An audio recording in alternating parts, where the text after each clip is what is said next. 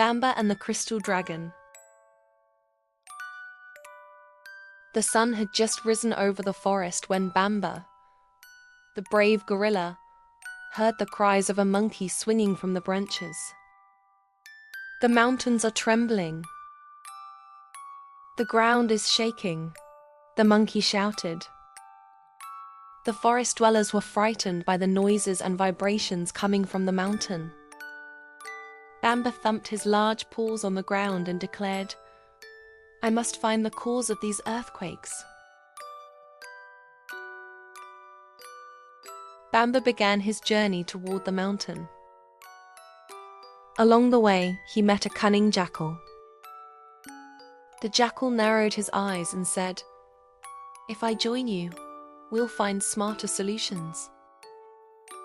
A little further ahead, a cheerful squirrel caught up to them.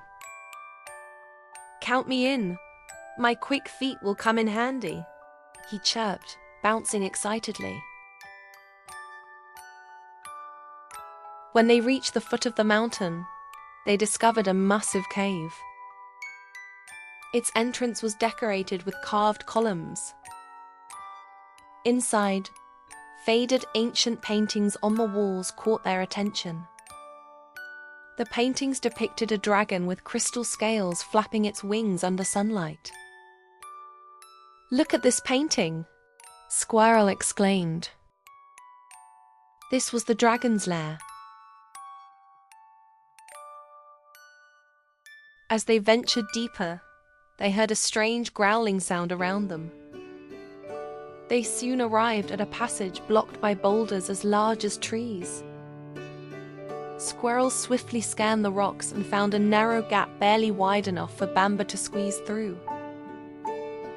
Together, they slipped past the boulders and continued. When they turned a corner, their jaws dropped in awe. In a cavern as vast as the forest's lake stood a gigantic dragon covered in crystal scales.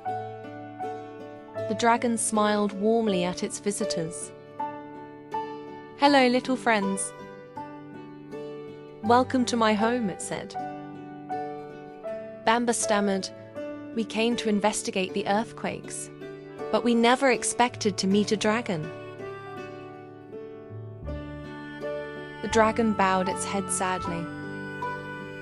"I'm afraid I'm the cause of those tremors," it replied. "I've been striking the rocks with all my strength to free myself, but it's no use."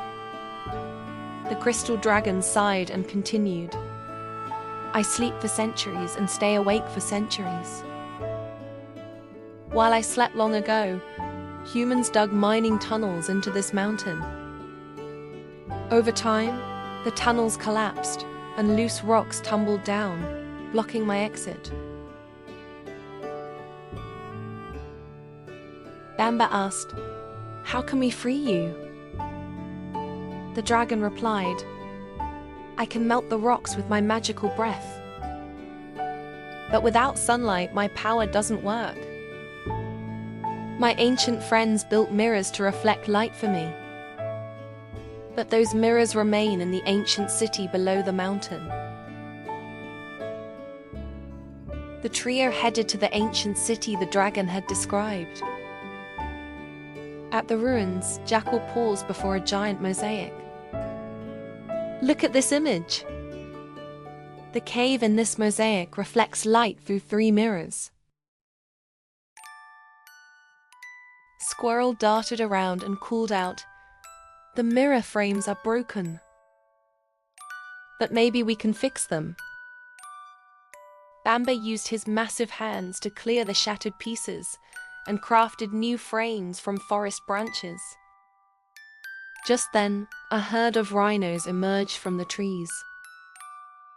Bamba shouted, "Friends, we need your help to save the dragon." Bamba called out to the trees for aid.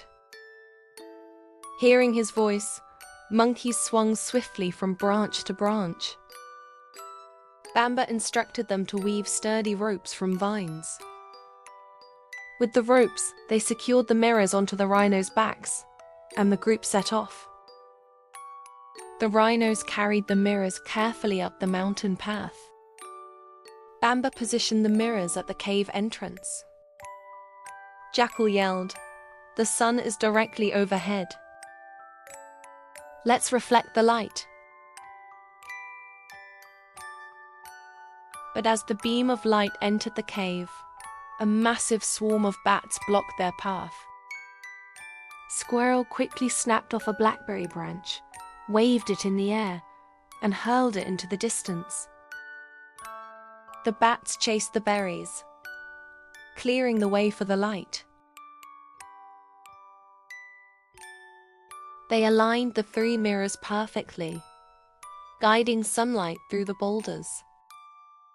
When the light touched the dragon's crystal scales, the cavern erupted in hues of purple, orange, and blue. The dragon lifted its head, drew a deep breath, and unleashed a radiant beam from its mouth. The light melted the rocks, carving an open passage. The dragon stepped out of the cave and spread its wings eagerly. Light radiating from its wings reached every corner of the forest. With eyes gleaming, it said, "For the first time in ages, I see the sky. It feels like rebirth." Gazing gratefully at its rescuers, it added, "Thank you.